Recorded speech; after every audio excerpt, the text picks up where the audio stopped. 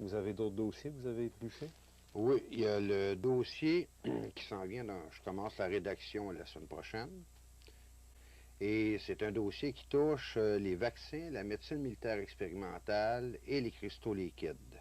L'urgence du domaine de la santé passait avant celui de la conspiration du Verseau parce que ça nous touche de près puis qu'on était en train de parler à l'heure actuelle d'un milieu journalistique d'un autre vaccin qui s'en venait au Québec, que j'ai décidé de faire le dossier qui est consacré, je pourrais dire, enfin, au tripotage pharmaceutique et médical sur le dos de la population. Le dossier qui va avoir au-dessus de 100 pages, qui va sortir sous forme de volume et qui touche de plein fouet le problème de la vaccination, de l'expérimentation militaire au niveau médical et l'intrusion de ce qu'on appelle la high-tech, au niveau de technologie de pointe, dans le domaine médical et autres, qui s'appelle le cristal liquide.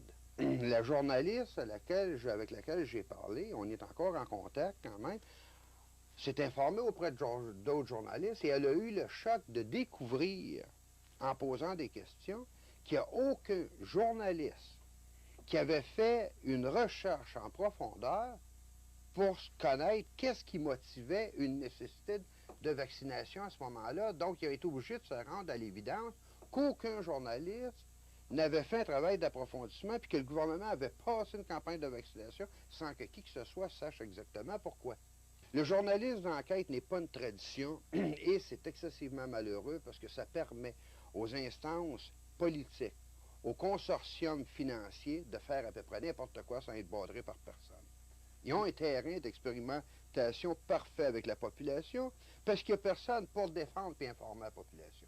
Donc, j'ai communiqué avec cette personne qui est l'attaché de presse du cabinet du ministre parce que je voulais avoir une copie du communiqué. Le communiqué identique qui avait été remis en 92 aux journalistes pour les informer qu'il y avait un problème au niveau d'une épidémie et que ça nécessitait une vaccination à large dans la population. Donc moi, lorsque j'ai communiqué avec la personne au cabinet du ministre, on ne parle pas d'un fonctionnaire, on ne parle pas d'un sous-ministre, quoi que ça, on parle du cabinet du ministre où la décision a été prise en 92. À ce moment-là, j'ai dit, écoutez, vous parlez groupe technique sur les infections. De qui était composé ce groupe technique? J'ai jamais eu de réponse. Ça commençait très bien. On tournait autour, tu sais, sans donner de réponse. On n'a pas sous les yeux ces informations-là. Est-ce qu'il y a un endroit où je pourrais les obtenir? Ça serait très difficile. C'est terminé depuis longtemps. Mais depuis longtemps, ça fait tout de même juste un an. Okay? C'est pas un document historique. Il ne faut pas remonter au Moyen-Âge pour l'avoir quand même. Tu sais. À l'intérieur de ça, tu vois, tu demandais, Québec, 2 décembre 82, ministre de la Santé et des Services sociaux du Québec, M. Marc-Yvan Côté, annonce que le gouvernement du Québec a décidé de procéder à une vaccination élargie, et ainsi de suite. Donc, c'est lui qui est en poste, c'est lui qui est en poste. Je continue à ce niveau-là. Donc, j'ai dit, qui était à la tête de ce groupe de spécialistes-là? Ah, elle m'a dit, c'est un médecin, un tel, mais il a démissionné, à date, on ne sait pas où il est rendu. Bizarre. Le ministère engage un spécialiste. Le spécialiste fait des recommandations à partir d'enquêtes, à partir d'analyses. Et tout d'un coup, le gars qui est en charge de ça, il disparaît, personne ne sait où est-ce qu'il est. Donc, j'ai dit, il est-tu possible d'avoir une copie? OK? Parce qu'il ne faut quand même pas oublier que le document que j'ai entre les mains ici, c'est le document que les journalistes ont reçu. Okay? Ils n'ont rien su d'autre que ça. Il y a 3 pages ici. Okay? Puis là, on s'est contenté de ça, puis on a dit, bon, écoutez, il y a un groupe technique, on a annoncé ça aux nouvelles le soir. Bon, tout le monde s'est dit, écoutez, le gouvernement prend soin de nous autres, mais personne n'a fait d'enquête pour poser des questions que moi, je pose aujourd'hui.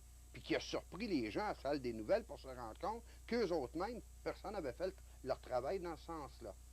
Donc, moi, je demande, j'ai dit, écoutez, est-il possible d'avoir les conclusions de ce rapport-là? Savoir sur quoi ça a été basé de prendre une décision. On ne vaccine pas une population complète pour le fun. Impossible d'avoir le rapport en question. Donc là, je lis à la page 3 du document ici, à la fin de la page. Okay? Depuis le début de l'année 92, la situation épidémiologique établit à 145 cas le nombre d'infections à méningocoque déclarées au Québec, dont 14 entraînaient le décès. Mais, la deuxième phrase est importante, à la même période, en 91 et 90, on comptait 130 et 109 cas et 16 et 8 décès. on a un choc quand on le sait, on se dit, écoute donc, en 91, il y avait 14 décès, ils n'ont jamais pensé à une campagne de vaccination. OK? Il y en avait 16 ici, c'est ça. En 91, il y avait 16 décès. On ne décide pas d'une campagne de vaccination, mais en 92, il y en a seulement 14. Là, on décide qu'il y en a une, c'est illogique. Je continue mes recherches à ce niveau-là pour pousser un peu plus loin, en fin de compte. Et à ce moment-là, j'essaie de savoir, d'un palier à l'autre, et je ne compte pas le nombre de coups de téléphone, de fax, d'interurbains, de tout ce qu'on peut imaginer pour essayer de gratter, des brides d'informations. Donc, j'essaie de découvrir quelle était la compagnie responsable de la fabrication du vaccin au Canada. Ça m'a quasiment pris une semaine pour avoir juste le nom de la compagnie, pour finir par découvrir au bout de la ligne que c'était la Connaught Laboratories située à Willowdale, en Ontario. Première chose que j'ai fait, c'est d'une façon peut-être naïve ou je sais pas, j'ai communiqué avec la Connaught Laboratories en Ontario. Je lui ai envoyé un fax, je les ai appelés, j'ai dit, écoutez, je serais intéressé de savoir quels sont les autres produits pharmaceutiques que vous fabriquez. J'ai eu affaire à une gang de paranoïaques. Ils se sentaient menacés, on ne voulait pas répondre aux questions, ça ne me regardait pas. Même si je leur disais, écoutez, c'est de l'information publique. Je peux l'obtenir ailleurs, bien c'est ça, obtenez-la ailleurs, monsieur. Ça a été la réponse de la compagnie qui avait fabriqué le vaccin. Quand j'avais parlé avec l'attaché de presse du cabinet du ministre, j'ai dit, écoutez, a commencé où cette épidémie-là? Bien, tout le monde sait que ça a commencé dans la région de Hull. J'ai dit, ça a commencé dans la région de Hull. Êtes-vous au courant, puisqu'il y a juste un pont qui traverse, qui relie, en fin de compte, Hull à Ottawa du côté ontarien? Êtes-vous au courant si l'épidémie a traversé le pont? J'ai jamais eu de réponse. Le virus s'arrêtait à la frontière. Justement, êtes-vous au courant si le ministère de la Santé en Ontario a fait une vaccination locale ou quoi que ce soit? Aucune réponse, adressez-vous à vous autres.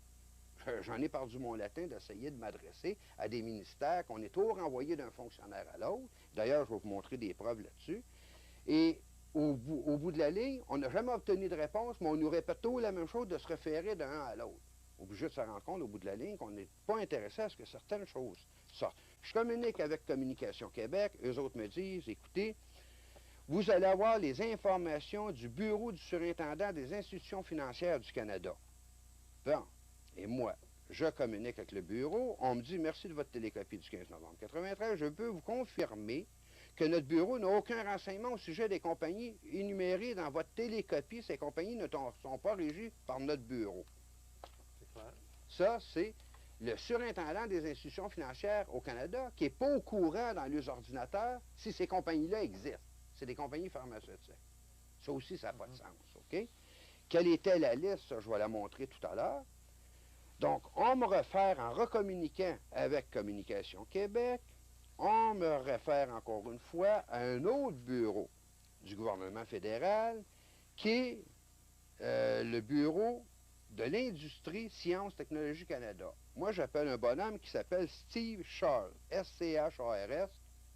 Je lui demande, j'ai dit, écoutez, j'ai une liste de compagnies pharmaceutiques et autres. Êtes-vous capable de me sortir des informations? Quelles sont ces compagnies-là? Quelle place qu'elles sont situées au Canada? Quels sont les produits qu'elles fabriquent? Aucun problème, monsieur, envoyez-nous ça, on a toutes les informations. Okay?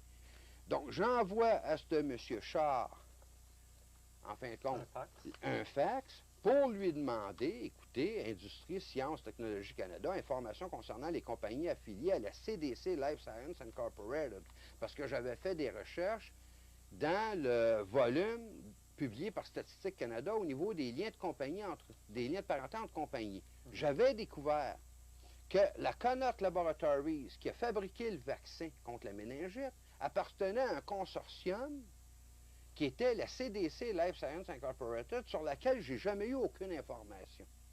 Mais ce qui était quand même important de remarquer, c'est que cette CDC Life Sciences Incorporated est une compagnie qui contrôle. Et là, la liste est quand même assez impressionnante au niveau de mes notes personnelles ici.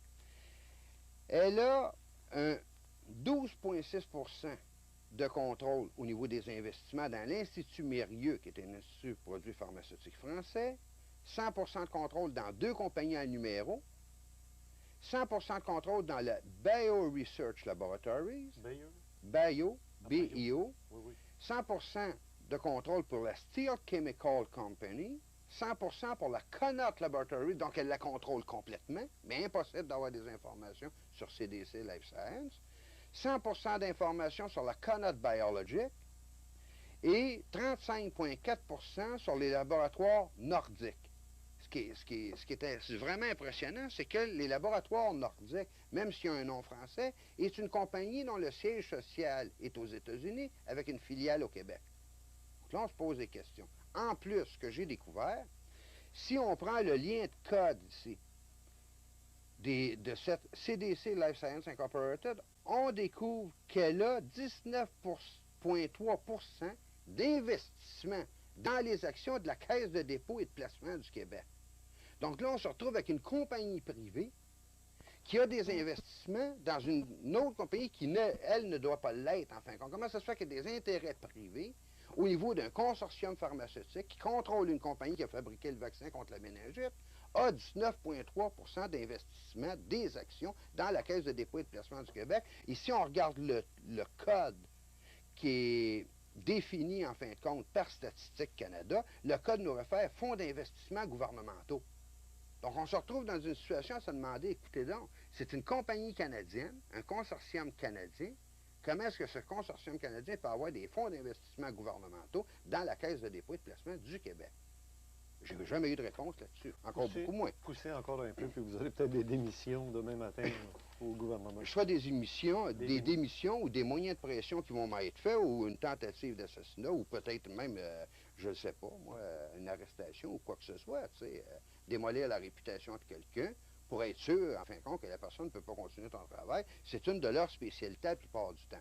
On veut pas, on m'accuse à l'heure actuelle au niveau journalistique, ces compagnies-là m'accusent, et même certains fonctionnaires m'accusent de créer un mystère autour de cette situation-là, alors qu'en réalité, c'est pas moi qui crée le mystère. On crée au niveau gouvernemental, on crée délibérément un mystère en refusant de fournir des informations et des réponses sur un dossier, en fin de compte, sur des informations qui sont publiques dans une société démocratique, OK? Parce que ces compagnies-là sont enregistrées quelque part. Ça, c'est juste la pointe de l'iceberg. Moi, quand j'ai parlé avec le journaliste de la salle des nouvelles de Radio-Canada, d'ailleurs, on doit se rencontrer à un moment donné, parce que j'y parlais des différents développements au niveau de la recherche militaire produite par la CIA aux États-Unis au niveau des vaccins, des choses comme ça.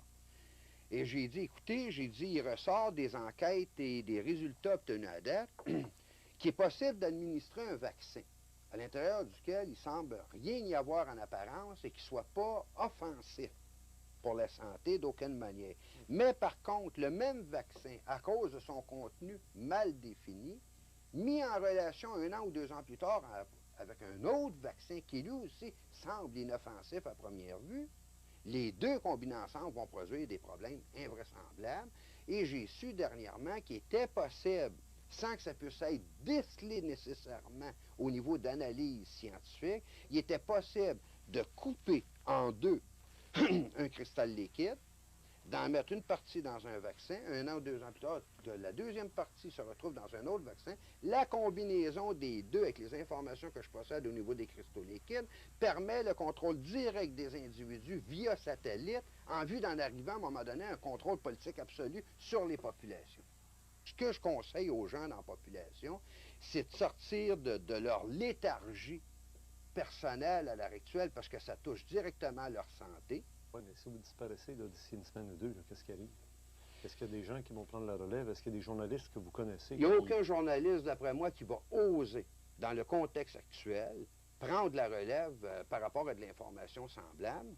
Il n'est jamais trop tard. S'il était trop tard pour quelque situation que ce soit à l'heure actuelle, ça voudrait dire, par conséquent, que ces gens-là seraient déjà en possibilité de pouvoir implanter le système et qu'ils l'auraient déjà implanté. Posons-nous la question, pourquoi ils ne l'ont pas déjà fait? C'est parce qu'il manque encore certains éléments. Et cette date à laquelle eux auraient décidé, en fin de compte, d'imposer un système semblable, ben, peut être reculée tout dépendant de la réaction de la population. Mais là, ce qui est grave, c'est que la population est menacée dans ses familles et dans ses enfants à l'heure actuelle, directement au niveau de sa santé. J'espère qu'ils vont réagir.